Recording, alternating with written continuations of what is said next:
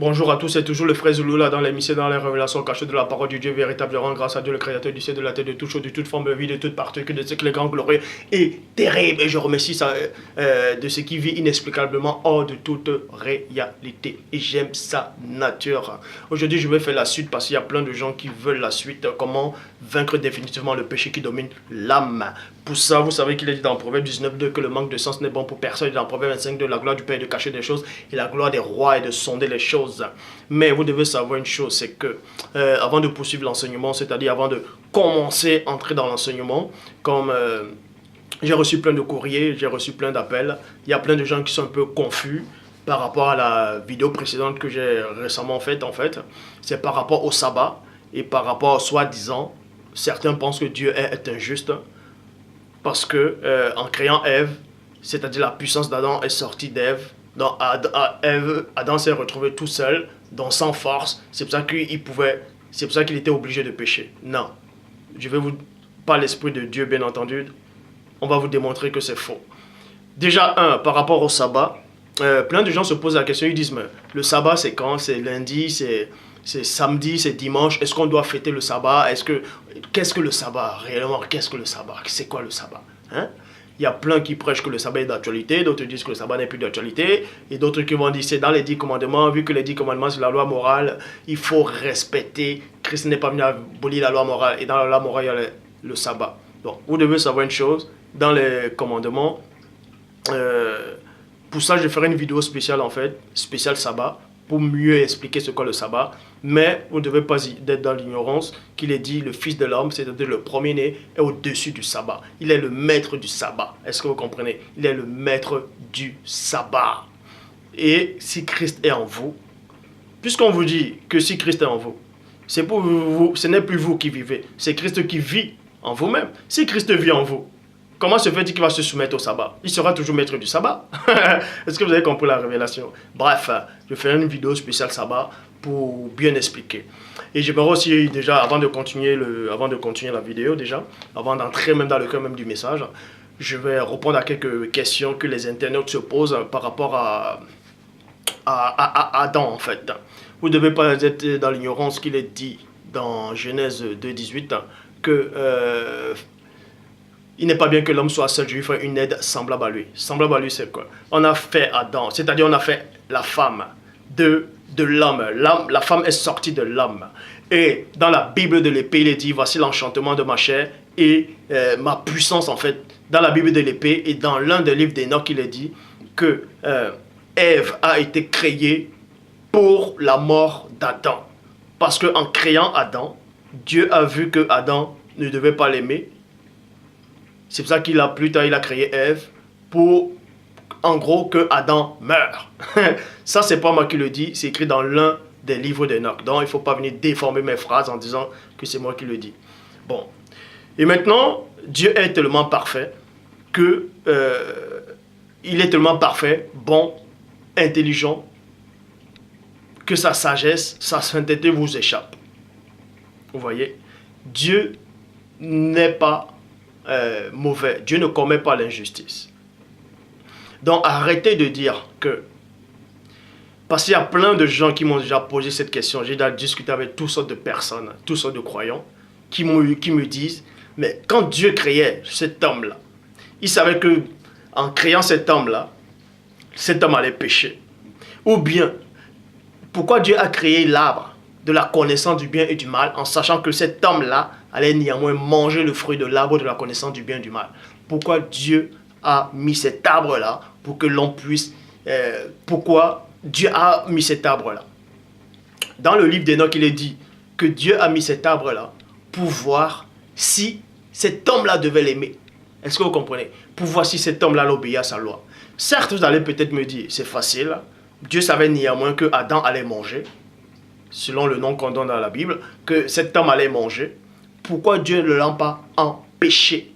Je vous le dis, Dieu a empêché l'homme de manger le fruit de l'arbre de la connaissance du bien et du mal. Mais Dieu, ce n'est pas un dictateur. Dieu laisse le choix, le libre arbitre. C'est pour ça qu'il est Dieu. Est-ce que vous comprenez? C'est pour ça qu'il est le Tout-Puissant.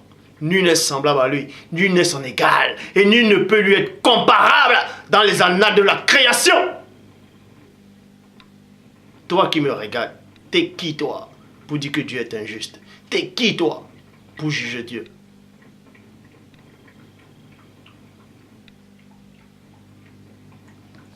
Bon, pour ça, quand je vous pose la question, vous qui dites peut-être que Dieu est injuste, en faisant sortir, c'est-à-dire quand Ève est sortie d'Adam, donc c'est la puissance qui est sortie d'Ève avec la parole de Dieu, vous avez dit que Adam est revenu, certes, il est devenu lui-même tout seul, il est devenu tout seul, et l'homme livré à soi-même ne peut pas plaire à Dieu.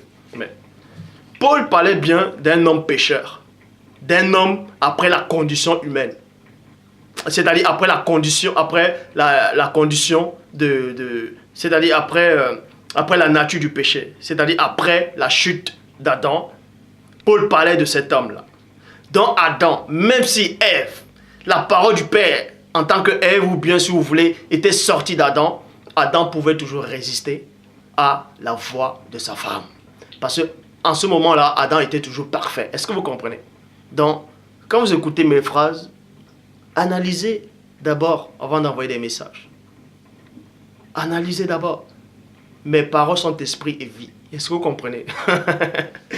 Donc, Adam, quoi qu'il y ait une puissance qui est sortie de lui et qui s'est retrouvée en lui-même, il pouvait toujours résister s'il voulait. S'il voulait, il pouvait résister. Puisque le péché n'était pas en lui. La nature du péché n'était pas en lui. C'est pour ça que Satan n'est pas allé tenter Adam directement. Malgré que Ève, malgré que sa puissance était sortie, malgré que son enchantement était là. Satan ne pouvait néanmoins pas aller séduire Adam. Parce que Adam n'allait même pas écouter sa voix. Et c'est la même chose quand Christ, le premier-né, a fait comprendre à tous ceux qui étaient auprès de lui: qui m'a touché? J'ai senti une force, une puissance qui est sortie de moi. Mais quand la puissance est sortie de Christ, est-ce que Christ pouvait pécher? C'est pas parce que la puissance était sortie de Christ que Christ est revenu en lui-même qu'il pouvait pécher. Non. C'est pas ça. Donc faites très attention. Donc on va poursuivre, on va commencer maintenant, on va entrer dans le message. Et je sais qu'il y a plein qui se posent des questions en disant il y a tellement le mal sur la terre, il y a la guerre, il y a les tremblements de terre, les gens tuent, bref, les gens sont dans la confusion, les gens sont en train de douter, les gens se fatiguent pour maintenant se consoler, les gens ont besoin de commettre du péché pour se soulager, tout ça là, les gens ne savent plus quoi penser, tellement il y a la confusion, d'autres disent il y a tellement des erreurs dans la Bible, ils veulent aller dans d'autres religions. Je vous l'ai dit, il n'y a aucune religion qui fait la volonté de Dieu, je vous l'ai dit, je répète et je pèse mes mots, je suis mieux placé pour le dire. Bref, donc Dieu n'a jamais dit à un homme de prendre le couteau d'aller égorger son semblable. Dieu n'a jamais dit de fabriquer l'arme atomique, d'aller faire exploser les humains. Dieu n'a jamais dit d'aller voler les terrains des gens. Dieu n'a jamais dit d'aller voler les maisons ou d'aller violer les femmes ou d'aller faire la guerre à son nom. Dieu n'a jamais dit ça. Donc arrêtez d'accuser Dieu. Arrêtez. Vous êtes qui pour dire que Dieu est injuste? Vous êtes qui pour dire que le mal qui existe, pourquoi Dieu ne l'arrête pas? Dieu n'a jamais souhaité le mal. Dieu ne souhaite pas le mal. Il ne souhaitera jamais le mal. Il n'y a pas de mal en Dieu. Donc arrêtez. Dieu n'a rien à voir avec tout ça. Je dis bien, Dieu n'a rien à voir dans votre dimension. Il est hors de votre portée. Donc il faut arrêter ça directement. Et Satan n'est pas l'égal de Dieu. Satan n'est pas l'adversaire de Dieu. Satan est votre adversaire à vous. Parce que Dieu n'a pas d'adversaire. Est-ce que vous comprenez? Dieu n'a pas d'adversaire. Arrêtez, Dieu n'a pas d'adversaire. Il y a des gens qui sont devenus fous. Ils disent que ils prennent une pièce. Ils disent que c'est une seule pièce avec deux faces différentes. C'est toujours Dieu des deux côtés. Donc le bien et le mal, c'est une seule même. Arrêtez ça. Cette notion-là, Dieu est hors de cette notion. Il est hors de tout ça. Dieu est pur. Il est juste. Il est parfait. Il n'y a rien de sale en lui. Bon, pour ça, je vais dans Romains, chapitre 7, au verset 18. Dans la Bible seconde 21. Paul de Tarse dit ici, dans Romains, chapitre 7, au verset 18. Donc aujourd'hui, on va vous parler. C'est quoi véritablement le péché? Parce qu'il est dit que Dieu a enfermé, a condamné le péché dans la chair. Et plein de gens, ils ont écouté cette phrase, ils ne savent pas réellement ce que ça veut dire. Ça veut dire que Dieu a pris le péché, il a mis ça dans l'homme, Et maintenant, il demande à l'homme de faire le bien. Mais non, c'est pas ça. Donc, quand vous écoutez un message, demandez au Père, Père, j'ai pas compris ce message. J'ai pas compris ce qu'il a voulu dire. Explique-moi. Il va vous donner l'esprit pour vous éclairer. Donc, on va aller en profondeur. Romains, chapitre 7, au verset 18, dans la Bible seconde 21, dit, en effet, je sais que ce qui est bien n'habite pas en moi. Je sais que ce qui est bien n'habite pas en moi, virgule. Paul de Tarse vous dit ici, qui sait que ce qui est bien n'habite pas en lui, virgule. Je m'arrête dans la virgule et j'entre dans les profondeurs. Pour ça, je vais dans Jean, chapitre 1, verset 45 à 47, qui dit, Philippe rencontra Nathanaël et lui dit, deux points, nous avons trouvé celui de qui Moïse a écrit dans la loi, et dont les prophètes ont parlé, le premier-né de Nazareth, fils de Joseph. Nathanaël lui dit, deux points, peux-tu venir de Nazareth quelque chose de bon? Point d'interrogation. Donc, Philippe a eu une conversation. Ils ont changé des mots, des langages avec Nathanaël. Il a fait comprendre à Nathanaël qu'il y a un homme là qui est remarquable. Il y a un homme là qui vient de Nazareth là. Il est différent des autres. C'est celui dont Moïse a prophétisé qui devait venir. Le saint. Et Nathanaël lui dit, mais toi aussi, hein? Mais arrête. Tu es en train de délirer. Mais arrête. Est-ce qu'il y a quelque chose de bon? Quelque chose de bon peut-il sortir de Nazareth? Est-ce qu'il y a quelqu'un de bien peut sortir de Nazareth? Parce que toi-même arrête. Hein? On se connaît. Tu connais la ville de Nazareth. Tu sais comment c'est le désordre. De même qu'actuellement, il y a le désordre sur la terre. Et plein de gens pensent que tout le monde pêche. Je dis bien, il y a des gens qui ne pêchent pas. Vous pouvez donner les versets qui disent, si on dit qu'il n'y a point de péché, nous on fait de Dieu un menteur. C'est pas ça. Vous avez mal compris. Vous avez mal compris ce passage-là. On va aller plus en profondeur. Mais Nathanaël dit à Philippe, mais est-ce qu'il y a quelque chose de bon qui peut sortir à Nazareth? C'est pour ça que Paul de Tarse dit ici dans Romains chapitre 7 au verset 18, en effet, ce qui est bien n'habite pas en moi. Donc, Nathanaël dit, mais ce qui est bien ne peut pas sortir de Nazareth. Vous voyez? Bon, pour ça je poursuis. Philippe lui répondit, vous devez comprendre une chose. Pourquoi il y a autant de péchés? Pourquoi il y a autant de péchés? Pourquoi les gens se laissent dominer par le péché? Parce que c'est dans votre entourage. L'entourage joue beaucoup. La ville où vous habitez, le pays où vous habitez, le quartier où vous habitez, les gens dont vous côtoyez, les choses que vous regardez, que vous entendez, ça joue beaucoup sur vous. C'est pour ça que vous péchez facilement. C'est pour ça que vous êtes noyé dans le péché. Vous voyez? Ça joue beaucoup. C'est pour ça que Nathanaël dit ici, peux-tu venir quelque chose de bon de Nazareth? De Nazareth? De Nazareth. Vous voyez? Philippe lui répondit, viens et vois. Il dit, viens donc, comme tu ne me crois pas, viens et vois. Viens toi-même et vois. Le premier-né, voyant venir à lui Nathanaël, lui dit de lui, deux points. Donc le premier-né, quand il a vu Nathanaël et Philippe arriver, il a regardé Nathanaël et il a dit, voici vraiment un Israélite dans lequel il n'y a point de fraude. Donc vous voyez, quand le Christ a vu Nathanaël, il a dit, cet homme-là, il n'y a pas de fraude en lui. Cet homme-là, il n'y a pas de mal en lui. Bon, Bible seconde 21. En qui il n'y a point de ruse. Bible des peuples. Il est incapable de mentir. Bible du semeur. Un homme d'une parfaite droiture. Bible parole de vie. Cet homme-là ne sait pas mentir. Traduction du monde nouveau. En qui il n'y a point de tromperie. Bible en français courant. Il n'y a rien de faux en lui. Traduction écuménique de la Bible. Point d'artifice. Bible de Jérusalem. Sans détour. Traduction Pirote et Clamère. Point de simulation.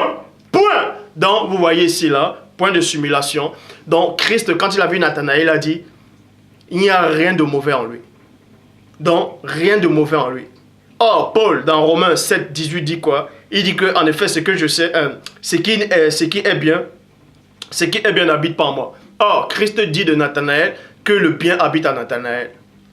Que le bien habite en lui. Donc, vous comprenez. Paul ici ne parlait pas de tout le monde, donc faites très attention. Faites très attention quand vous lisez la Bible. Faites très attention. Hein? Faites très attention. Donc, pour ça, je repars dans Romains 7, 18 qui dit, en effet, virgule, je sais que le bien n'habite pas en moi, virgule, c'est-à-dire dans ma nature propre. Mais Christ vous dit ici que Christ dit dans Jean 1, 45 à 47, qu'il y avait le bien qui habitait en Nathanaël, contrairement à ce que Paul y dit. Bref, c'est-à-dire, dans ma nature propre, j'ai la volonté de faire le bien, mais je n'ai pas le pouvoir, mais je ne parviens pas à l'accomplir. Paul dit ici qu'il a la volonté, mais il n'a pas dit nous avons, que vous avez, il a dit j'ai. Le j'ai là c'est quoi? C'est le moi. Le moi c'est quoi? Il s'adresse. Là il parle de lui ou pas? Il a dit j'ai la volonté de faire le bien, mais je ne parviens pas. Il n'a pas dit vous ne parvenez pas. Il n'a pas dit nous ne parvenons pas. Il n'a pas parlé de lui et des autres apôtres ou bien des croyants qui étaient à son époque. Il a dit j'ai. J'ai c'est quoi? C'est Dieu ce qui crée les mots, les langages dans Genèse 11, 7. Il a dit j'ai et non nous et non vous. Mais j'ai la volonté, mais je n'ai pas le pouvoir. J'ai, vous voyez, je répète. J'ai la volonté de faire le bien, mais je ne parviens pas à l'accomplir. Vous voyez, c'est pour ça qu'il est dit dans Genèse chapitre 6 au verset 5. Le Seigneur vit que la méchanceté des hommes était grande sur la terre. Le Seigneur vit que la méchanceté des hommes était grande sur la terre, et que tous les pensées de leur cœur se portaient chaque jour uniquement vers le mal. Donc aujourd'hui, on va d'abord localiser le péché qui est dans la chair. Le péché se trouve où? Dans le corps. C'est-à-dire, puisqu'on vous dit que le péché est dans la chair, le péché est enfermé dans la chair, le péché est condamné dans la chair, on va vous montrer maintenant, avec l'esprit du Père que les apôtres ont reçu dans Jean 20, 22, où se trouve le péché. Donc, vous devez comprendre que le péché habite dans le cœur. Je dis bien, le péché, c'est dans le cœur. Romains 8, verset 3, dans la Bible en français courant dit, Dieu a accompli ce qui est impossible. Ce qui était impossible par la loi de Moïse. Par la loi de Moïse. Et non par sa loi à lui. Mais par la loi de Moïse. Parce qu'il la rendait... parce que la faiblesse humaine la rendait impuissante. 2 points. Ça veut dire quoi? L'éclaircissement, la signification... ce que la parole a voulu dire ici, c'est quoi? C'est que... On sait que la loi, en tout cas de Dieu, elle est spirituelle et elle est bonne. Bon. Dieu a envoyé la loi aux hommes. Et l'homme n'arrivait pas à obéir à la loi à 100%, en tout cas, à plaire à Dieu à 100%. Il y a certains qui ont même respecté les 10 commandements. Il y a un homme qui est venu voir Christ, il a dit, mais Seigneur, comment je peux faire pour avoir la vie éternelle? Il a dit, respecte la loi. Il a dit, mais j'ai respecté toute la loi, tout ça. Bref, donc, mais il lui manquait quand même quelque chose. Il lui manquait quelque chose. Et on vous dit que la loi, elle est spirituelle. Et maintenant, Dieu dit qu'il faut obéir à sa loi. Et vu que les premiers hommes ont péché, la loi, le péché est descendu dans la chair, c'est venu, ça a contaminé tous les hommes. Maintenant, c'est ce pouvoir du péché qui était dans la chair qui empêchait à l'homme, qui combattait la nature humaine, qui empêchait à l'homme d'obéir à la loi divine. Et c'est pour ça qu'on dit que la nature pécheresse de l'homme rendait cette loi-là impuissante d'agir. Est-ce que vous comprenez? Donc, maintenant il est dit ici là, pour enlever le péché, pour enlever le péché où? Pour enlever le péché de ton cœur, pour enlever ces mauvaises pensées, pour enlever cette puissance sexuelle, pour enlever ces désirs. Il a condamné dans la nature. Il a condamné dans la nature humaine. Et dans d'autres versions, dit Dieu, c'est-à-dire il a condamné le péché dans la chair. Et maintenant, plein de gens vont se poser la question en disant, mais si Dieu a pris le péché, a condamné le péché dans la chair, et pourquoi maintenant Dieu revient et dit, obéissez à ma loi, en sachant que l'homme a déjà le péché en lui, et que le péché empêche à cet homme-là, d'obéir à la loi de Dieu. Mais ça veut dire que Dieu nous prend comme des marionnettes, ou bien Dieu vous prend comme des marionnettes? Non. Dieu n'est pas injuste. Vous voyez, Dieu n'est pas en train de jouer. Dieu ne joue pas. Arrêtez, enlevez ça de votre tête complètement. Bon, on va vous expliquer. C'est très facile. Quand il est dit ici, c'est pour ça qu'il faut regarder beaucoup de traductions des Bibles. Il y a des mauvaises traductions. Quand il dit mauvaises traductions, il y a des gens qui ont mal traduit certains passages. Et si vous n'êtes pas assisté par l'Esprit, vous allez mal comprendre. Bon, quand Paul de Tarse dit ici, là, pour enlever le péché, il a condamné dans la nature humaine. Dans d'autres versions, on dit dans la chair. Et dans la chair, c'est où? C'est dans le cœur. Condamné ici, ça veut dire quoi? Ça veut dire que le péché qui était dans l'homme, le péché originel, déjà, le péché c'est quoi? Le premier péché, en tout cas humain, sur la terre, c'est ce qui est sorti de la bouche du tentateur, de l'ancien jardin chérubin ou le premier déchu. Vous voyez, quand il a parlé à la personne d'Ève, quand il a parlé à la femme dans le jardin d'Éden, selon la Torah, quand Ève a écouté les paroles, les propos du diable, ces paroles c'était des mensonges. C'est pour ça qu'il a dit dans Job 4.12, une parole est arrivée furtivement jusqu'à moi. Furtivement c'est quoi? C'est en secret. Et mes oreilles en ont recueilli des sons légers. Donc, ses oreilles ont recueilli les propos du diable. C'est recueilli, c'est d'accepter, c'est d'héberger, c'est de faire entrer. Elle a fait entrer la parole, une mauvaise doctrine. Elle a fait entrer la semence de Satan. Parce que Satan a dit à Ève que le jour où vous en mangerez, vous n'allez pas mourir. Dieu sait qu'il a dit, vous ne mourrez pas.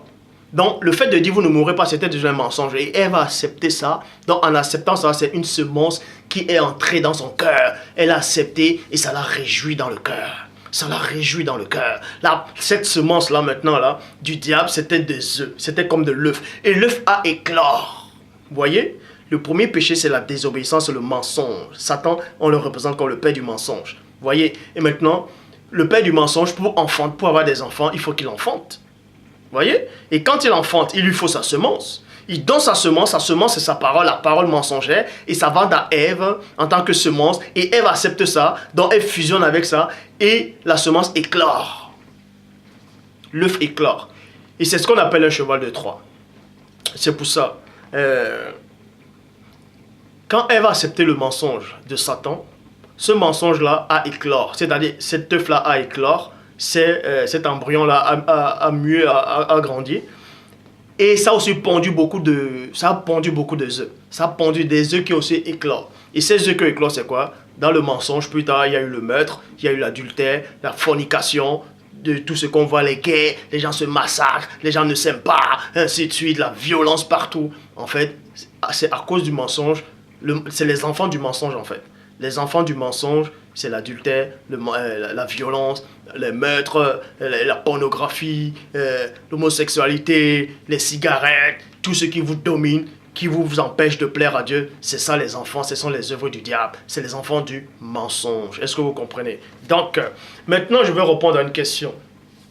Quand Dieu a créé l'homme, vous voyez, quand le Père Tout-Puissant dans sa divine puissance a fait l'homme, dans la vidéo précédente, j'ai fait comprendre que, et c'est écrit dans la Bible de l'épée, que Ève était l'enchantement de la chair d'Adam et aussi sa puissance. Certes, vous allez me dire, si la puissance est sortie d'Adam, Adam s'est retrouvé seul, soi-même. Ça dit qu'il ne pouvait plus plaire à Dieu. Il pouvait toujours plaire à Dieu. Parce que, vous devez comprendre un mystère. Quand la personne du premier-né, plutôt quand cette femme est venue toucher le bout de son vêtement, qui représentait aussi sa peau, est venue toucher le bout de son vêtement, une puissance est sortie de Christ, et Christ a dit, qui m'a touché? J'ai senti une force, j'ai senti une puissance incroyable qui est sortie de moi. Dans deux versions, il s'est retrouvé en lui-même. Alors, comme Adam, il s'est retrouvé en lui-même, il a senti qu'une force est sortie de lui. Et Christ a dit, qui m'a touché? Est-ce qu'en ce moment, quand la force est sortie de Christ, est-ce que Christ, quelqu'un pouvait le faire pécher là? Hein? Est-ce que quelqu'un pouvait faire pécher Christ là? Non. Non. De même que Adam, quoique la puissance est sortie d'Adam, Adam, en ce moment-là, il était toujours parfait. Paul s'adressait, quand Paul y dit, un homme livré à soi-même ne peut pas plaire à Dieu, on parle d'un homme pécheur, on parle d'un homme qui a connu la condition après la chute et non avant la chute. Comment quelque chose de parfait va pécher sans que...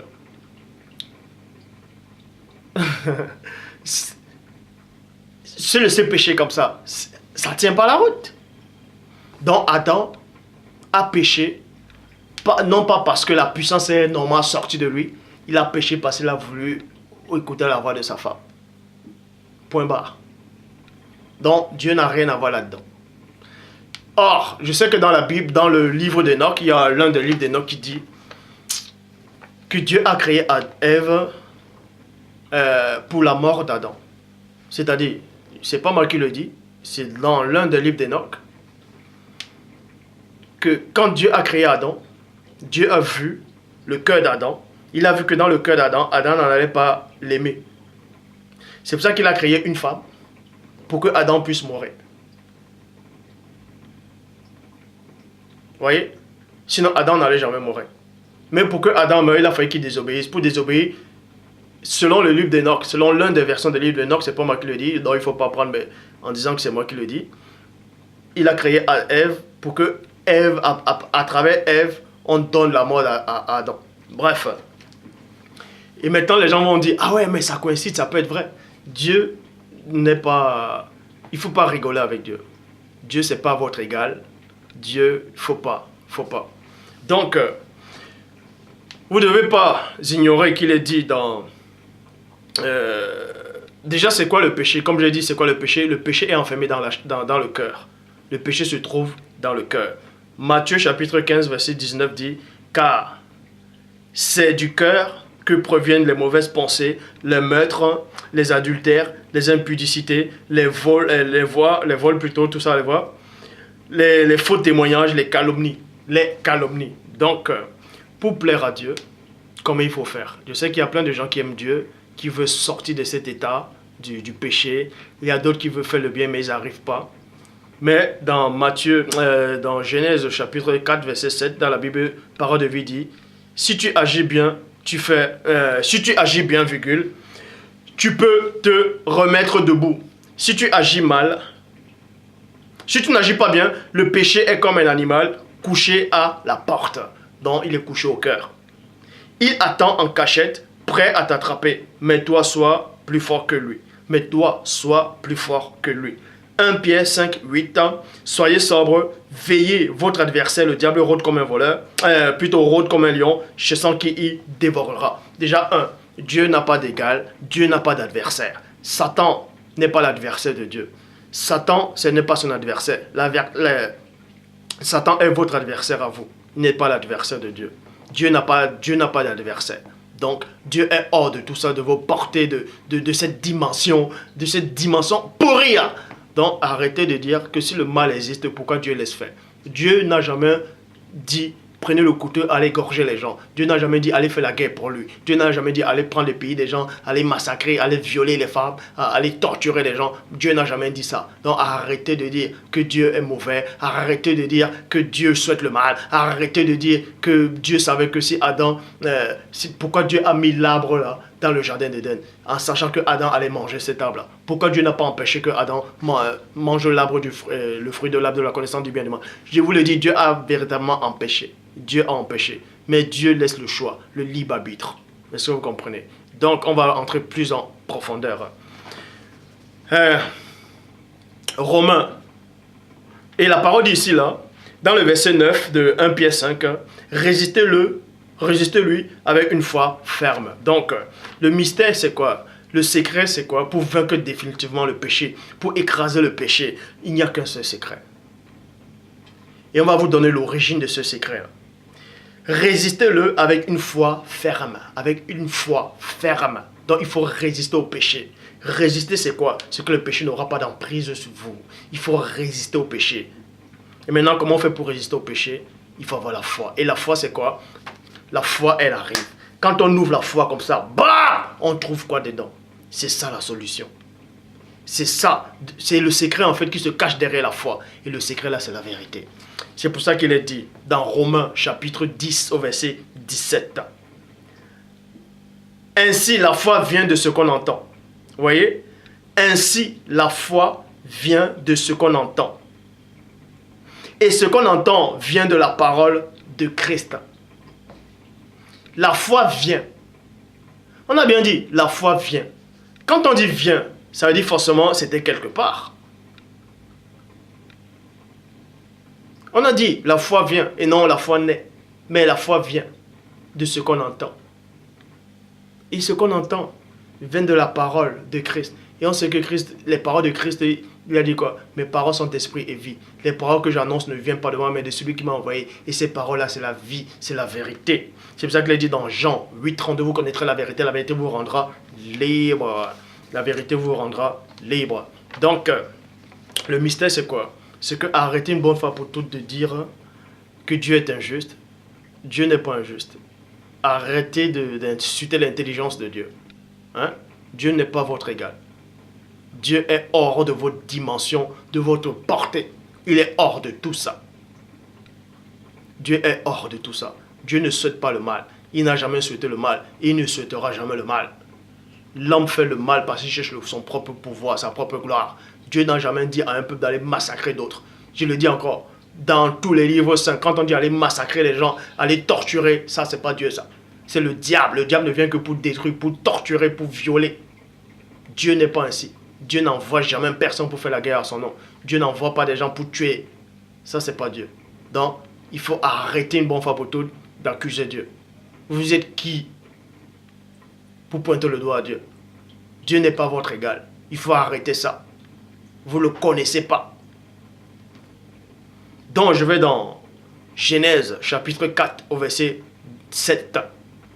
Dans la Bible Shoraki. En parlant de... C'est-à-dire le péché se couche à la porte. Mais dans la Bible Shoraki on dit se couche à l'ouverture. Et non à la fermeture. L'ouverture c'est quoi? C'est quelque chose qui est ouvert. La faute est tapis. La faute est tapis. Donc, pour avoir le pouvoir définitif sur le péché, il faut être totalement libéré du mensonge, de toute chose. Parce que le mensonge, c'est ce que Satan a envoyé à Ève. Et Ève a accepté ça comme une semence et elle a pondu des œufs.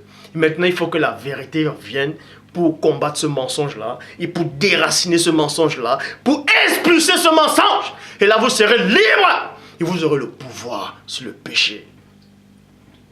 Il n'y a pas de solution. Vous aurez beau pleurer tous les jours en genoux. D'autres vous aurez beau crier en genoux. Oh Dieu, sauve-moi. Oh Dieu, donne-moi le pouvoir sur le péché. Oh papa, je t'aime. Non, le péché va toujours dominer sur vous. Vous qui prononcez ce faux nom là de Jésus là, vous aurez toujours le péché sur vous. Hein? Vous tous là. Vous priez dans les ensembles, vous chantez dans la chorale, vous criez là, oh Jésus, Jésus, Jésus, oh papa. Ça ne changera rien, vous allez toujours vivre dans le péché. Vous allez toujours pécher tous les jours. Je dis bien tous les jours. Or, quand vous allez connaître la véritable parole, la vérité elle-même, elle va vous affranchir et vous serez réellement libre. Vous connaîtrez la vérité et la vérité vous rendra libre. Libre de quoi? Du péché. Vous serez libre. Si donc le Fils vous affranchit, vous serez réellement libre. Et la solution pour vaincre définitivement le péché, c'est la vérité. Vous n'avez pas besoin de faire des incantations. Vous n'avez pas besoin de... vous allez jeûner. Vous pouvez même jeûner 40 jours, 100 ans. Jour pour jour. Vous serez toujours esclave du péché. Pour se délivrer du péché, il faut connaître la vérité. C'est seule la vérité qui a franchi. C'est la vérité qui a franchi. Est-ce que vous comprenez? Donc, dans la Bible en français courant, il dit, si tu réagis comme il faut, tu reprendras le dessus. Sinon, le péché est comme un monstre. Tapis à la porte. Il désire te dominer, mais c'est à toi d'en être le maître. Maintenant, il est dit que Dieu a enfermé le péché dans la chair. On va vous expliquer ce que ça veut dire. Ça ne veut pas dire que Dieu a pris le péché, il l'a mis dans la chair, il l'a enfermé dedans. Le péché, c'est quoi? Quand on dit Dieu a condamné le péché dans la chair, ça veut tout simplement dire que le péché qui est dans la chair vous empêche de plaire à Dieu. Et maintenant, pour que vous puissiez avoir une conversation avec le Père, pour que vous puissiez avoir une relation propre avec Dieu, il faut que Dieu condamne le péché. Condamner le péché, c'est quoi? C'est qu'il donne une sentence contre le péché qui est dans votre nature. Qui donne la sentence contre le péché qui est dans votre chair, qui est dans votre cœur. Il faut que Dieu le juge. En fait, ça veut dire que Dieu a jugé le péché qui est en vous. C'est ce qu'on appelle condamner le péché qui est en vous. Dieu a jugé ce péché-là. En jugeant ce péché-là, il vous dit ici, là, dans Genèse chapitre 4 au verset 7, si tu réagis comme il faut, tu reprendras le dessus. Sinon, le péché est comme un monstre qui tapit à la porte. Il désire te dominer, mais c'est à toi de le dominer. Parce que pour que Dieu te donne le pouvoir de dominer sur le péché, il faut qu'il condamne, il faut qu'il réduise d'abord le péché en néant, pour qu'il te donne le pouvoir de marcher sur le péché. Et maintenant, en te donnant ce pouvoir, parce que ici, là, quand Dieu parlait, tout ce qui sort de la bouche de Dieu est vérité. Parce que Dieu est la vérité à l'état pur. Il est même hors de la vérité. Il est hors de toute notion que vous pouvez lui donner. Donc, ça veut dire, quand Dieu parlait à Caïn, il a dit, si tu agis bien, tu relèveras le visage. Le fait que Dieu lui dit ça, c'était déjà une vérité. Et Caïn écoutait ça. Est-ce que Caïn acceptait ça dans le cœur? Caïn a écouté, mais il ne faisait pas entrer ça dans son cœur. Dieu dit néanmoins, mais si tu agis bien, tu relèveras le visage. Et le péché se couche à la porte. Et tous ces désirs se portent vers toi. Ça veut dire, ces désirs, c'est quoi? Ce sont tous les œufs là, qui viennent après le mensonge, avec la haine. Donc tous ces désirs se porteront vers toi, se portent vers toi. Mais toi, domine sur lui. Dieu lui donne le pouvoir. Dieu lui donne le pouvoir de dominer sur les éléments, sur les circonstances. Il lui donne le pouvoir de dominer dans le monde occulte. Il dit, c'est à toi de dominer sur lui. C'est une vérité qui est sortie de la bouche de Dieu. Dieu dit, c'est à toi. Et Caïn a entendu, mais il n'a pas accepté ça dans le cœur. Parce que si Caïn avait accepté ça dans son cœur, il n'allait pas tuer son frère. Et maintenant, cette vérité-là, elle est revenue, mais c'est une autre forme. Et Dieu vous dit maintenant, ici, Dieu, il enferme, c'est-à-dire il a condamné le péché dans la chair. Donc il a donné une sentence à la chair. Il a jugé le péché. Il a dit, toi qui empêches cet homme-là de venir vers moi, toi qui empêches cet homme-là de me connaître, toi qui empêches cet homme-là, je te réduis en néant. Je te condamne. C'est pour ça qu'on dit Dieu a condamné le péché dans la chair. En fait, Dieu a vu la chair. Il a ouvert. C'est pour ça qu'il dit dans Hébreux 4:12. La parole de Dieu elle est vivante, efficace et plus tranchante qu'une épée quelconque à deux tranchants, pénétrant jusqu'à partager âme et esprit, gentil et moelle. Il est en train de chercher le péché. C'est pour ça qu'il sonde. La parole du Père, c'est le Saint-Esprit du Père qui a pris une forme en tant que parole. Elle est entrée à l'intérieur de vous. Elle a commencé à vous diviser. Et elle cherchait ce péché-là dans votre cœur. Partagez jusqu'à diviser âme et esprit, gentil et moelle. Et elle juge les sentiments. Et juge. C'est la parole du Père dans Hébreux 4:12 qui est venu et qui a jugé, qui a condamné le péché là, qui vous empêchait de venir vers le Dieu véritable.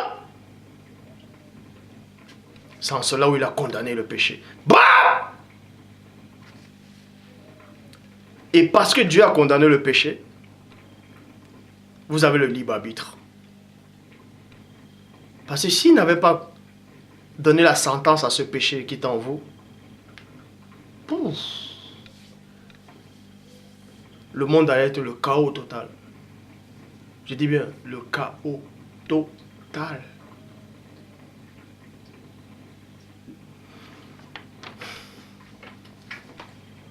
Donc, la solution pour vaincre le péché, c'est quoi? C'est très simple. C'est d'accepter la vérité à 100%. Et c'est quoi maintenant la vérité? Tous ceux qui disent que Christ, Jésus, ce nom-là, il est arrivé il y a 2000 ans, avec les yeux bleus. Vous l'acceptez, vous serez toujours esclave du péché. Point barre. Et je vais vous donner une révélation. Ce n'est pas des blagues, je le sais. Quand la vérité habite en vous, je dis bien la vérité, la vraie vérité, pas ce qu'on vous dit dans vos assemblées, bref, tous ces gens qui viennent dire Dieu les a dit, ils n'ont jamais entendu la voix de Dieu. Je vais vous révéler quelques petites vérités. On va entrer plus en profondeur. Parce que celui qui m'a envoyé est le maître du temps de l'espace. Il vit inexplicablement hors de toute réalité. Bon, le mystère, c'est qu'on va vous affranchir de quelques petits rudiments. Déjà, Dieu existe. Il y a plein de gens qui sont en train de douter maintenant. Il y a plein de gens qui sont dans la confusion, qui ne savent plus quoi penser. Et d'autres, pour se soulager, ils sont obligés de commettre le péché. D'autres vont, bref, les gens changent de religion, comme si à gauche, à droite, ils ne savent plus quoi penser. Bref, Dieu existe réellement. Et celui qui pense le contraire, il est fou. Je dis bien, celui qui pense le contraire, il est complètement fou. Peu importe ce que les scientifiques vont vous dire, vont vous enseigner. Ça, on s'en tape de ça. Dieu existe. Dieu existe. Vous ne devez pas ignorer ça. Et je sais qu'il y a quelqu'un qui m'a écrit récemment, il m'a dit, dans Jacques 2,19, tu crois qu'il y a un seul Dieu, tu fais bien. Le démon le croit aussi, le démon il tremble. Bon. Ils disent que le démon, en fait, tremble devant Dieu. Mais pourquoi il fait le mal alors? S'il tremble devant Dieu, pourquoi il fait le mal? Et l'homme, l'homme qui ne tremble pas devant Dieu essaye néanmoins de vouloir faire le bien. Je vais répondre, c'est très facile à répondre. Donc, pour vous dire ceci, pour connaître la vérité, il faut chasser tout ce qu'on vous a enseigné depuis étant petit. Tous ces faux rudiments qu'on vous a enseignés de Maman Cato, de l'église babylonienne, du concile de Nicée, que Christ est arrivé il y a 2000 ans, il était blanc aux yeux bleus. Ça, c'est un faux Christ. Il ne s'appelle même pas Jésus. Le fait de l'accepter, que ce soit dans tous les livres soi-disant saints, vous êtes tous dans l'erreur. C'est pour ça que vous allez toujours être dans le péché. C'est pour ça que le péché va toujours vous dominer. Je dis bien, le péché vous dominera toujours. Je sais qu'il y a des gens qui ont perdu le sens, qui viennent enseigner en disant non, si on a reçu le Saint, le fait seulement c'est de croire, de confesser de la bouche et on reçoit le Saint-Esprit, on peut toujours pécher, mais Dieu va comprendre. Dieu ne comprend pas ça. Arrêtez ça. Vous êtes en train de délirer complètement. Cela prouve que vous êtes encore esclave du péché. Ceux qui sont nés de Dieu ne pêchent pas, ne pratiquent pas le péché. Est-ce que vous comprenez? Pour ça, on va y arriver. Certains gens disent que Christ ne pouvait pas pécher, c'est parce qu'il venait du ciel. Son corps n'était pas exactement comme le corps humain, c'est pour ça qu'il ne pouvait pas pécher. Vous êtes complètement hors de la plaque. C'est ce que vos faux pasteurs vous ont enseigné, parce qu'eux-mêmes, ils ne savent même pas lire. Ils lisent, ils ne comprennent même pas ce qu'ils lisent déjà. Hein? Ils ont quoi dans les yeux, les mbopis? Bref, quand vous allez connaître la vérité, parce que Christ dit, la parole dit ici, que quand Christ viendra en vous, il va habiter en vous. Et ce n'est plus vous qui allez vivre, c'est Christ qui vivra au travers de vous. Et Christ qui symbolise la vérité. Mais comment se fait dire que la vérité habite en vous et vous êtes encore esclave du péché? Vous êtes encore esclave du mensonge. Vous êtes encore esclave de l'adultère, de la cigarette, des mauvaises pensées. Mais ça veut dire quoi? Si donc le Fils vous a franchi, vous serez réellement libre. Libre, c'est quoi? C'est dans tout. C'est dans tout. C'est dans tout. C'est dans tout. Contrôlez vos pensées. Vous pouvez quand vous allez connaître la vérité, c'est Christ qui vivra en vous. C'est l'Esprit du Père qui va vivre en vous. Et quand l'Esprit du Père vivra en vous, vous n'allez plus pratiquer le péché. Parce que quand la vérité va vivre dans votre âme, esprit et corps, dans tout votre être, quand vous aurez envie, peut-être dans votre nature, aurez envie de faire le péché, c'est cette vérité-là en fait, qui va vous empêcher, qui va vous retenir. Vous aurez envie, mais cette vérité va vous retenir. Parce que comme j'ai dit dans Psaume 2, brisons les chaînes, délivrons-nous de délivrons-nous de c'est-à-dire l'alliance, la chaîne, de les liens, tout ça là. Mais la parole, elle sera comme une domination. Elle sera comme une chaîne. Vous voyez, c'est la domination de Dieu maintenant. Vous serez sous la domination du Père et non sous la domination du force occulte. C'est-à-dire cette domination elle se transformera en chaîne.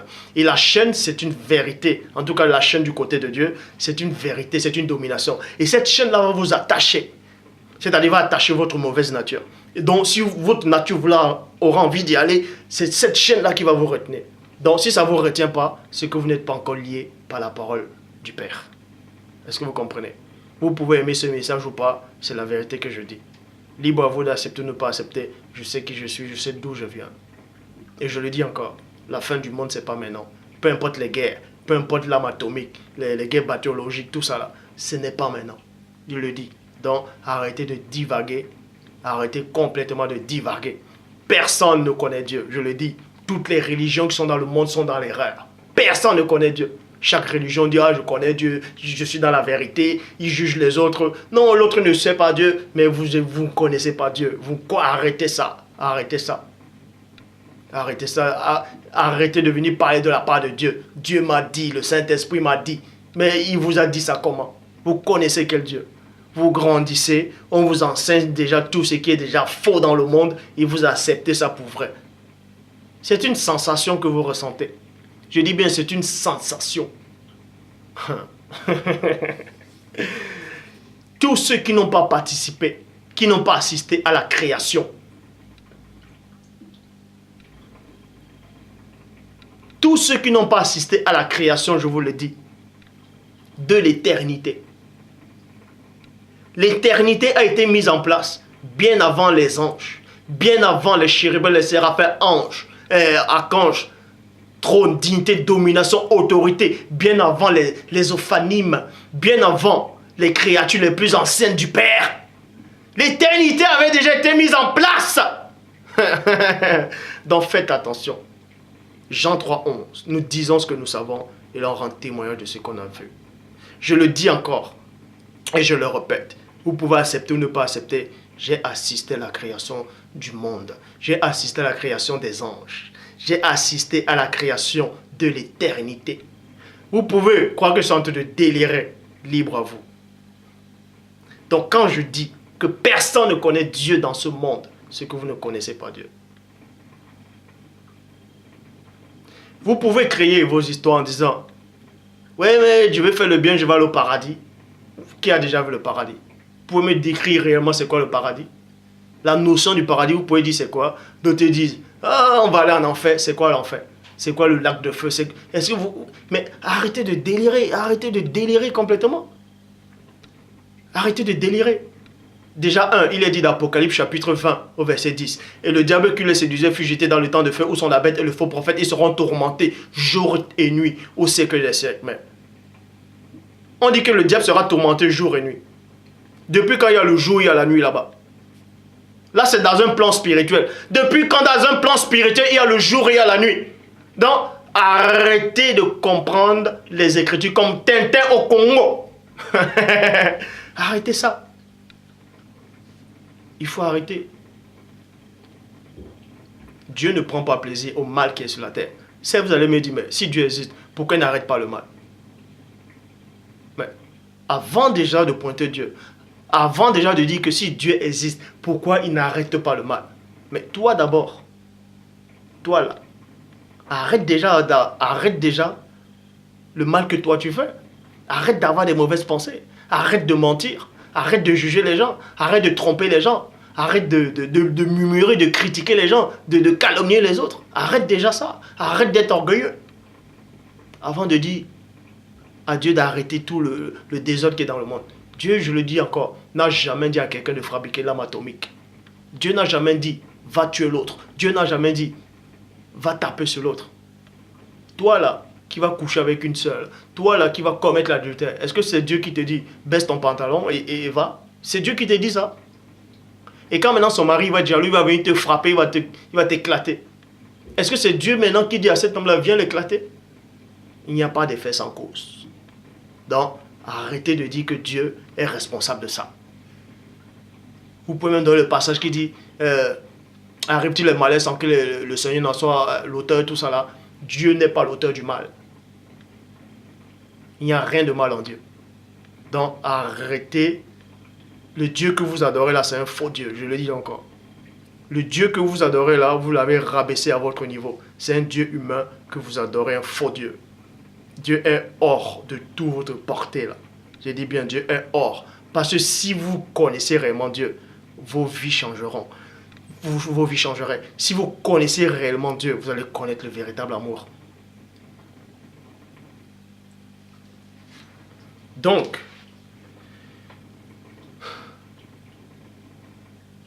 vous dit ici dans Romains chapitre 7 verset 23. Mais je trouve dans mon cœur, dans mon corps, une autre loi. Elle lutte contre la loi avec laquelle mon intelligence est d'accord. Donc, Paul ici vous dit qu'il y a une loi en lui. Il y a une loi en toi. Cette loi-là, c'est quoi? Tu as envie de plaire à Dieu, mais tu n'arrives pas. Tu as envie de...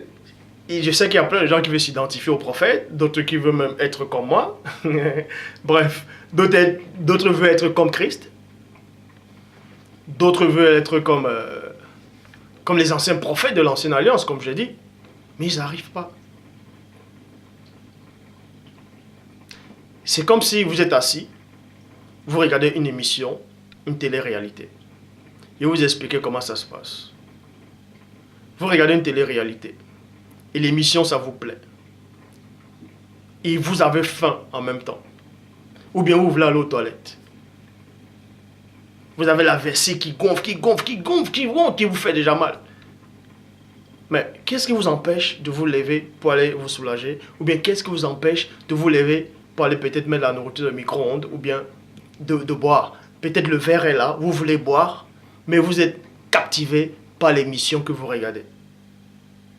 C'est comme ça que le péché vous domine. Parce que vous êtes captivé par le péché. C'est parce qu'il y a une partie de vous qui aime le péché. Vous aimez ça. Maintenant, comment faire pour se débarrasser de ça? Prenez la télécommande, bon, vous éteignez l'émission, soit vous zappez. Pour vaincre le péché, il faut connaître la vérité. La vérité qui libère. Pour connaître la vérité, certains vont dire, mais qu'est-ce que la vérité? Qu'est-ce que la vérité? Qu'est-ce que la vérité? C'est ce que Pilate avait posé la question. C'est ce que Pilate avait posé comme question. Qu'est-ce que la vérité? C'est quoi ce qu'on vit là en fait? Ces nuages qu'on voit, ce monde-là, certains vont croire en Dieu parce qu'ils ont peur de mourir. Ils disent, ouais, mais si je meurs, qu'est-ce qu'il y aura de l'autre côté? À supposer que je me suis trompé.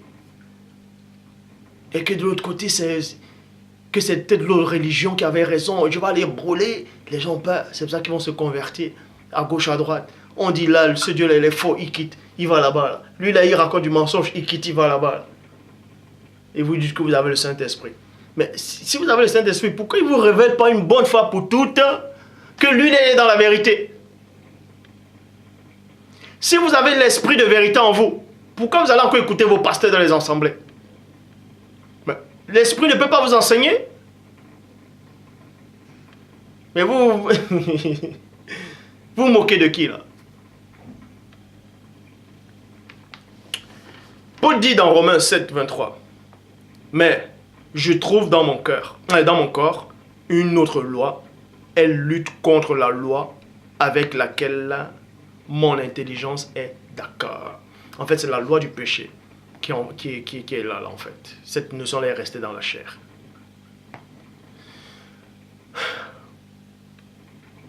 Vous pouvez dominer le péché.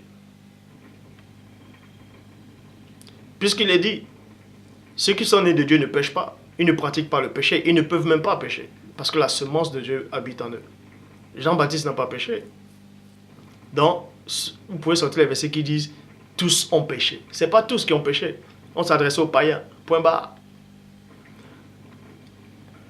Donc, Paul vous dit ici qu'il y a quelque chose en lui qui l'empêche de faire ce qu'il a envie de faire de bien. Vous voyez? C'est pour ça que je vais aller. Pour tous ceux qui disent que Christ, c'est normal, il ne pouvait pas pécher parce qu'il est venu directement du ciel. Je vais vous choquer maintenant.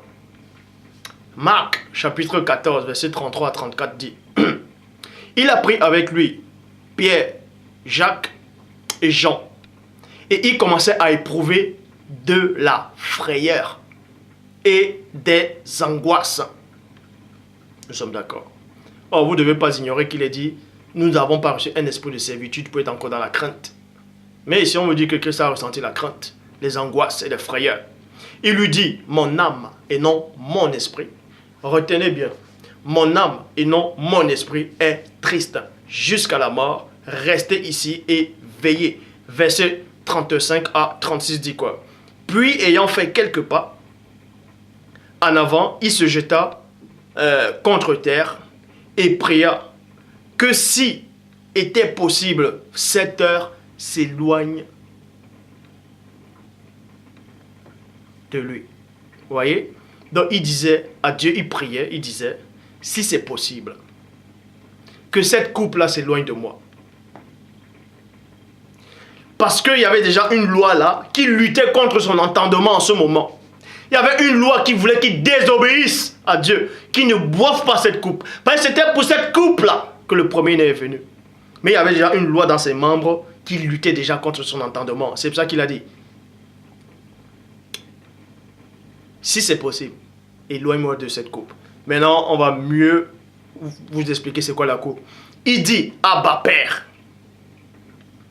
Pour toi, tout est possible. Point. Éloigne-moi. Éloigne de moi cette coupe de souffrance. Éloigne de moi cette coupe de souffrance. Pourtant, virgule, ne fais pas ce que je veux. Virgule. Ne fais pas ce que je veux, mais ce que tu veux. Ça veut dire quoi? On vous apprend que Christ a une autre pensée là, en ce moment-là, précis. Christ dit à Dieu, il demande à la prière que si c'est possible, que Dieu lui éloigne cette coupe-là. En éloignant cette coupe-là, il ne serait plus dans la pensée de Dieu. Il ne serait plus en train d'obéir à Dieu. C'est pour ça que, parce que c'est cette loi-là qui était dans les membres, qui était dans la chair de Christ, qui était en train de combattre Christ, qui disait, oh, tu vas passer par là, ne passe pas par là, demande à ton père de faire en sorte que tu ne passes pas par là. Alors que, quand il venait, le père lui a dit, va et passe par là. Maintenant sur la terre, il dit, non, en fait, je vais changer d'avis. C'est cette loi-là dont Paul y parlait. Et c'est cette loi-là qui vous domine, qui vous empêche de suivre Dieu. C'est cette loi-là qui vous encable encore dans l'iniquité. Mais sauf que Christ a pris le dessus de ça. Et c'est pour ça que Christ n'a jamais péché. Il a pris le dessus sur ça. On va vous expliquer. Pourtant, ne fais pas ce que je veux. Il dit bien, pourtant, dans d'autres versions, on dit non pas ce que je veux, mais ce que tu veux. Ah, la bonne version dit ici, ne fais pas ce que je veux. Parce que si, ce que là, Christ voulait en ce moment-là, c'était quoi? C'était de ne pas boire cette coupe-là. Donc, c'était quoi? Ne pas faire ce que le Père lui a demandé de faire. En fait, c'était la loi qui était dans les membres de Christ, qui combattait le Christ, en fait, pour que Christ ne passe pas par là. C'est pour ça que Christ, il connaissait la loi. En tant que vérité, parce qu'il avait accepté la vérité du Père. Parce qu'il dit, je fais toujours ce qui est agréable à Dieu. C'est pour ça que Dieu l'aime. En faisant ce qui est agréable à Dieu, en acceptant Dieu. Parce que Christ étant petit, vous pouvez lire dans Luc, il grandissait, il croissait, il apprenait. Vous croyez que tac, il est venu du ciel, il savait tout d'un coup. Il faut arrêter ça. Arrêter ça. Il faut arrêter ça directement. C'est ça qui fera en sorte que vous soyez toujours noyé dans la fosse d'entrée. Christ sur terre, il était obligé de grandir, d'apprendre. C'est écrit. Étant sur terre, pourquoi il n'a pas fait... étant petit, pourquoi il ne faisait pas en tout cas dans la Bible, pourquoi il ne faisait pas des miracles? Je sais que dans d'autres livres, il est dit que Christ, étant petit, faisait des miracles. Mais dans les Écritures, dont vous croyez à 100%, c'est après les eaux du baptême qu'il a reçu le Saint-Esprit, qu'il a commencé à faire des miracles. Parce qu'il fallait qu'il grandisse, pas des étapes. C'est pour ça qu'il dit ici, en ce moment précis, il y avait cette loi-là qui combattait déjà le Christ. Parce que Christ avait la même chair que vous. Il avait le même corps que vous. Exactement le même. Je dis bien le même. Plein de gens maintenant vont crier, vont dire, oh, qu'est-ce que ça te racontait? Je vais vous donner ces versets-là. Donc, avant de crier, avant d'ouvrir vos bouches ou bien essayer d'envoyer des commentaires pour contrer, je vais vous donner ces versets-là. Parce que Dieu ne commet pas d'erreur. Christ sur la terre, il avait exactement le même corps, la même nature. Identique. Identique. C'est pour ça qu'il ressentait les émotions, c'est pour ça qu'il pleurait quand Lazare est mort. C'est pour ça qu'il a dit, Père, éloigne-moi de cette coupe. C'est pour ça qu'il a ressenti la peur et les angoisses. La peur et les angoisses, c'est quoi? Et c'est pour ça qu'il dit, en fait, éloigne, s'il te plaît, trouve une autre solution. Alors qu'en venant, il savait qu'il devait passer par ça, il l'avait accepté. Mais au moment venu, il a dit, si c'est possible, je sais que toute chose est possible pour toi. Tu peux trouver une autre solution, certes, pour que je meure, mais pour que j'accomplisse ma mission, mais pas de cette façon-là. Alors que il était déjà d'accord. Donc là maintenant, on voit qu'il y a une loi dans les membres qui tente de combattre son entendement. C'est pour ça qu'il n'a pas écouté cela. Il n'a pas écouté cette loi-là. Il a plutôt dit que ce ne soit pas de ma volonté, mais que ta volonté soit faite. Je veux que c'est toi-même qui prenne la décision. Donc en gros, n'écoute pas ce que je viens de te dire en fait. N'écoute pas là ce que je viens de te dire là. je veux plutôt que cet homme qui choisisse en fait. Parce qu'en ce moment, il s'est appuyé maintenant sur le Père. Parce qu'il combattait. C'est pour ça qu'il est dit, il était tenté en toutes choses, sans commettre de péché. Képha, Pierre, Pétro, il dit au premier-né, où tu iras, j'irai. Même à la mort, j'irai. Alors, le jour où on a dit, ah, c'est toi qui es avec lui, il a dit quoi? Ah non, non, non, non, non, non. Il a commencé à régner. Parce que cette loi-là lui a fait comprendre que tu vas souffrir. En fait, il a régné. C'est pour ça que Christ aussi devait passer par là. Il devait être tenté en toutes choses. Parce que Dieu, c'est un Dieu de justice. Sinon, ça sert à quoi que Christ vienne sur terre avec son corps n'est pas semblable à votre corps, mais c'est normal qu'il n'allait pas pécher. Dans ce cas, pourquoi il aurait pu envoyer aussi un ange venir directement, un ange vous sauver d'un coup? Non, il a fallu qu'il prenne la même condition, les mêmes faiblesses, exactement comme vous, mais sauf que il n'a pas commis de péché, parce qu'il a résisté. Il a résisté! Comme Jean le Baptiste a résisté aussi. Maintenant, vous allez me dire, ouais, mais d'autres vont dire, ils vont chercher des excuses. Ouais, mais Christ aussi a bon, d'autres vont chercher des excuses, ils vont dire, oui, bon, Christ, certes, il était exactement comme nous, mais la différence c'est qu'il était baptisé du Saint-Esprit et donc il avait la semence de Dieu en lui. La semence de Dieu l'a empêché de ne pas pécher. Pourquoi Paul alors, qui est aussi baptisé du Saint-Esprit, dit j'ai la volonté de faire le bien mais je n'arrive pas? Ça veut dire quoi? Le Christ dit jusqu'à présent le Père agit, moi aussi j'agis. Dieu n'aime pas les marionnettes. La chaîne en fait c'est quoi? Quand elle vous lit là, vous voulez, c'est la nature c'est une nature qui veut vous empêcher, qui veut vous pousser à faire le mal, à faire de n'importe quoi. Et c'est la chaîne, la domination de Dieu là, qui vous empêche. Maintenant, à l'intérieur de vous, si dans votre moi conscient, vous luttez avec, c'est-à-dire vous-même dans votre propre volonté, vous luttez contre la chaîne de Dieu, Dieu va défaire la chaîne, hein. Il va vous laisser partir. Hein. Parce que Dieu ne force pas. Est-ce que vous comprenez? Dieu, ce n'est pas un dictateur. Donc, il faut arrêter. Il faut arrêter.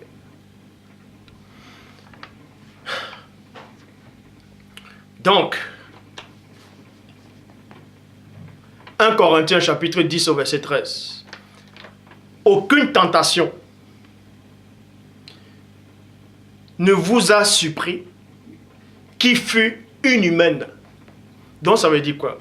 Toutes les tentations, toutes les épreuves que vous avez là, c'est humain. Ce n'est pas inhumain. Inhumain, c'est quoi? C'est-à-dire, il y a des tentations pour l'esprit, c'est-à-dire pour les esprits comme les anges, tout ça là. Satan a péché, non? Puisqu'il voulait être Dieu. C'est-à-dire qu'il a Jacques 1, 14 à 15. Chacun est tenté lorsqu'il a attiré et amassé par sa propre convoitise. Vous voyez? Et la convoitise, lorsqu'elle est conçue, en fait, le péché étant consommé produit la mort. C'est-à-dire qu'il y a des épreuves pour les esprits, les anges, tout ça, d'autres formes d'esprit, d'autres formes de vie. Il y a maintenant aussi des tentations pour des humains.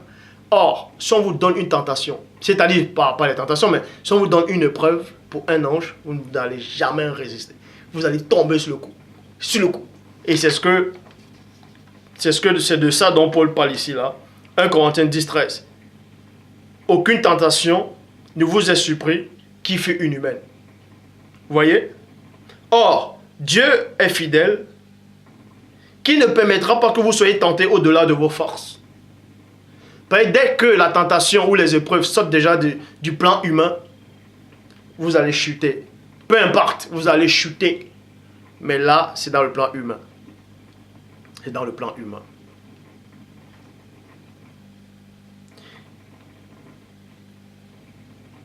S'il y a tentation, virgule, il fera que vous en sortiez en vous donnant le pouvoir de la surmonter. Donc, tous ces gens-là qui disent « Ouais, c'est trop dur de marcher avec Dieu. Oh non, c'est trop dur, je n'arrive pas. » Mais arrêtez ça. Hein? Vous pouvez résister. Alors, vous pouvez résister. David, quand il a vu la femme du riz, il n'a pas résisté, il a couché. Or, Joseph, selon la Bible, la femme de Potiphar, quand Potiphar est allé faire son business, sa femme était là avec lui, elle a dit couche avec moi. Joseph a dit non. Alors, c'est un état d'esprit. Donc arrêtez de dire que c'est trop dur. Ce n'est pas dur. Ce n'est pas dur. Le fait de dire que c'est trop dur, c'est parce que vous vous appuyez sur votre propre sagesse, vous vous appuyez sur votre propre force. Ce n'est pas dur de résister. Ce n'est pas dur. Confiez-vous en Dieu, c'est tout. C'est pas dur. Vous allez peut-être me dire, ouais, il y a des situations que je ne suis pas en train de passer. Non. Arrêtez. Christ a été tenté en toutes choses, comme vous, mais sans commettre de péché. En fait, pour véritablement avoir le pouvoir sur le péché, il y a deux choses. Mais la toute première, c'est la vérité. Et c'est la vérité qui est affranchie. Et dès que vous êtes affranchi, vous allez connaître votre identité. En connaissant votre identité, vous n'allez pas pécher. Est-ce que vous comprenez? Ça, on va mieux vous expliquer pourquoi je dis ça.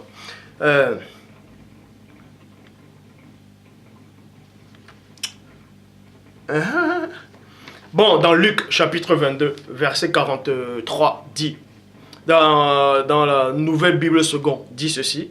Alors, un ange lui apparut du ciel pour le redonner. Pour le redonner. Donc, Christ, quand il était en Gethsemane, il ressentait la peur, l'angoisse, tout ça là.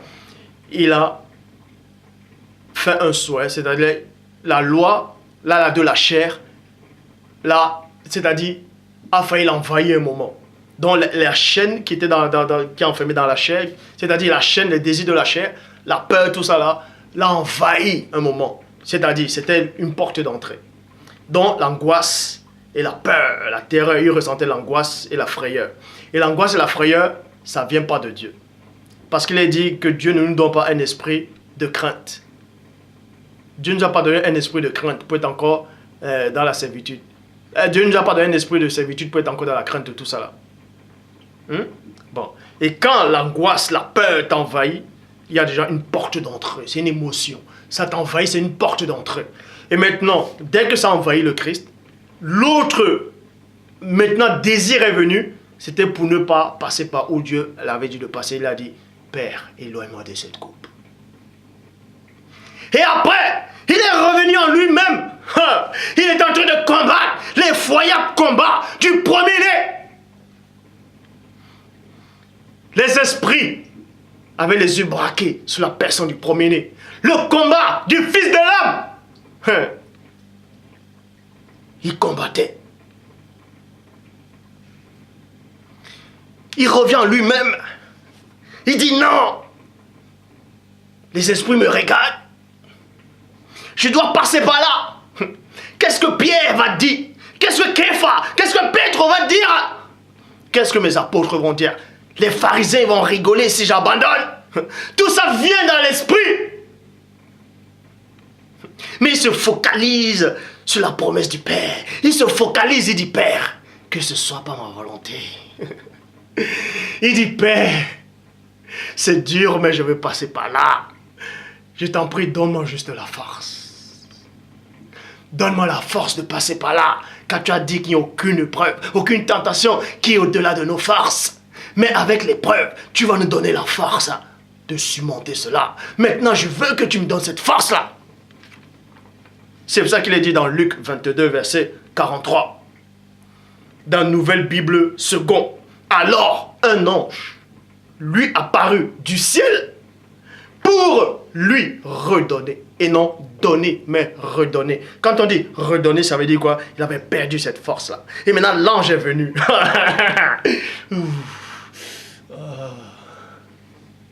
Dieu est fidèle. Vous ne savez pas le privilège que vous avez pour écouter cette parole-là qui vient du monde divin. L'ange descend à une fraction de seconde. Aucune entité ne pouvait bloquer cet ange-là. Il est descendu à une fraction de seconde. Fou! Il a touché le Christ. Il a redonné la force. C'est cette force-là que Christ allait chercher en Gethsemane. Et c'est cette force-là que vous devez demander à Dieu. Quand vous êtes en train de tenter, quand vous voulez commettre du n'importe quoi, quand vous êtes dans le désarroi, quand vous êtes dans la désolation, appuyez-vous sur la promesse de Dieu. C'est pour ça qu'il est dit dans Job, chapitre 33, versets 22 à 24. Son âme s'approche de la force, virgule. On vous dit ici que son âme s'approchait de la force en Gethsemane. Et sa vie des messagers de la mort. Les démons, ils sont là. Ils tapissaient dans l'ombre. Mais c'est toi là qui nous chassais. On tremblait devant toi. Mais là, tu vas passer par là. Tu vas aussi ressentir dans ta chair ce que nous avons ressenti dans l'ancien monde. Quand on a envoyé ce mystère du déluge là. Quand on a fait périr nos corps. Quand on était encore des géants. On dominait sur la terre. Sur le monde humain. On a fait périr nos corps. On a ressenti l'angoisse. Mais toi maintenant tu vas passer par là. Sa vie s'approche des messagers de la mort.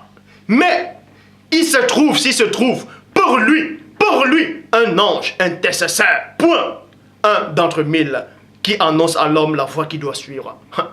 Il y a un ange dans le ciel qui regarde le Père. Quand Christ est en train de crier, l'ange est là, il regarde le Père. Il regarde le deuxième né. Le Père n'a pas besoin de parler. Ça s'est passé en un regard. L'ange a disparu. Il apparaît dans votre plan humain, dans votre dimension. Dans le bas astral. Il a touché le Christ. Il l'a fortifié. Un ange intercesseur. Un d'entre mille. Pour annoncer à l'homme la voie qu'il doit suivre. L'ange lui redonne la force. Il dit, tu vas passer par là. Passe par là, car tu es le premier-né. Tu connais ta position. Tu connais ton énergie. Tu connais ta puissance. Alors, cette souffrance-là, tu vas passer par là. Et tu vas revenir. Tu vas revenir dans le monde divin, dans la gloire. Et quand Christ a senti cette force l'envahir, il a encore commencé à prier. En priant intensement, c'est parce que l'énergie se dégageait. La puissance du Père est en train de chasser cet esprit de peur. Dieu a compassion de lui.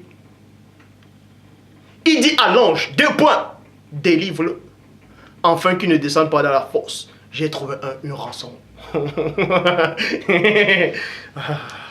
Hébreux, chapitre 4, verset 15. Au contraire, il a été tenté. En tout point, comme nous le sommes, mais sans commettre de péché. Et cette tentation-là, ce n'est pas la tentation du diable dans le désert. C'est d'autres après. Hébreux chapitre 2, verset 18. Car ayant été tenté lui-même dans ce qu'il a souffert. Maintenant, on va aller dans 2 Corinthiens chapitre 5 au verset 21 dans la Bible de Jérusalem.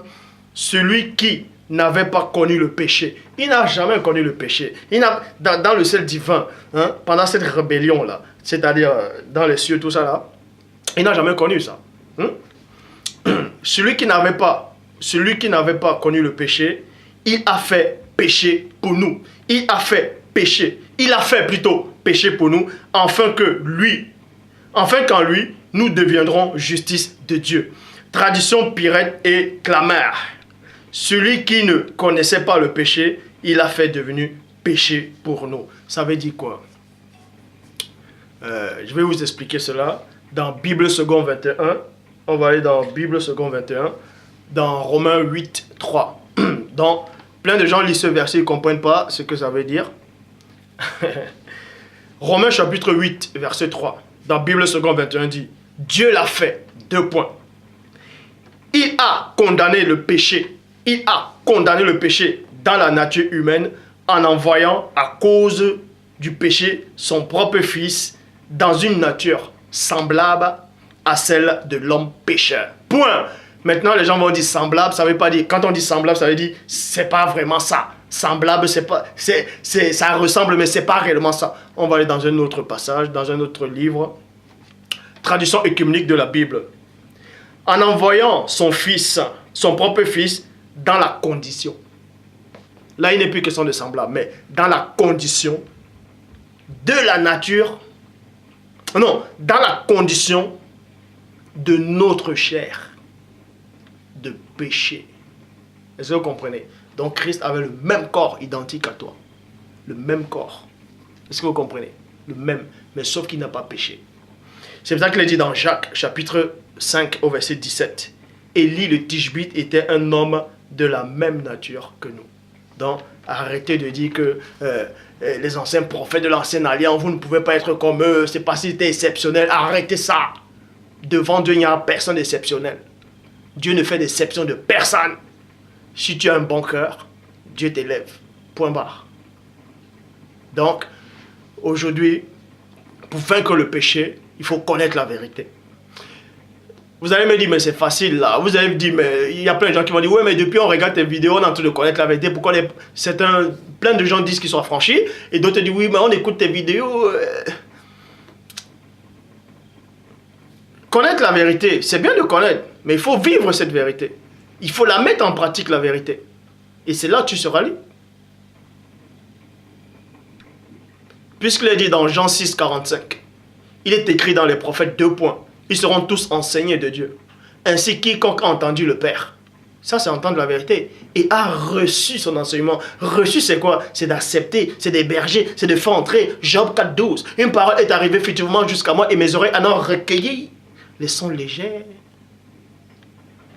Quiconque a entendu le Père et a reçu son enseignement vient à moi. Donc, il faut connaître la vérité. La vérité ne se trouve pas dans les autres religions. La vérité ne se trouve pas dans les églises, dans tous vos trucs là. La vérité, ce n'est pas ça. La vérité, c'est ce que tu écoutes là actuellement. C'est ce que tu écoutes là actuellement. C'est ça la vérité. Et le Christ aussi le disait la même chose. Il dit, mais toi là, tu dis que tu es venu d'en haut là. Hein? Tu dis que tu es le pain qui est descendu du ciel, mais ton papa est né là, ta maman est là. Mais qu'est-ce que tu racontes? Voilà tes frères, voilà tes frères. Mais tu racontes quoi? Tu dis que tu as le pain qui est descendu du ciel? Vous pouvez ne pas aimer cette vidéo, mais la vérité, elle est là. Parce que tout ce que je dis là, aucun humain n'a dit cela. Aucun humain n'a dit ce que je dis depuis que je fais les vidéos. Ça ne vous saute pas à l'œil? Que ces paroles-là ne viennent pas de moi, mais de l'esprit supérieur.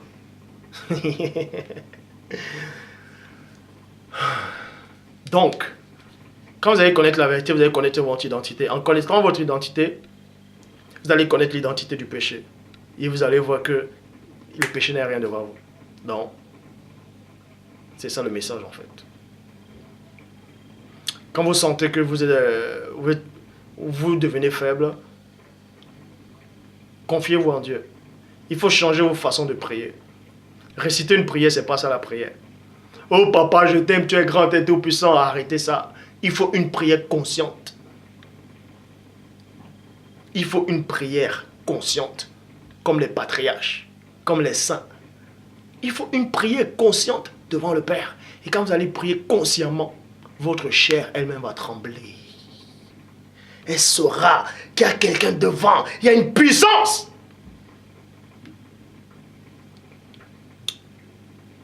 Dans la prochaine vidéo, je ferai...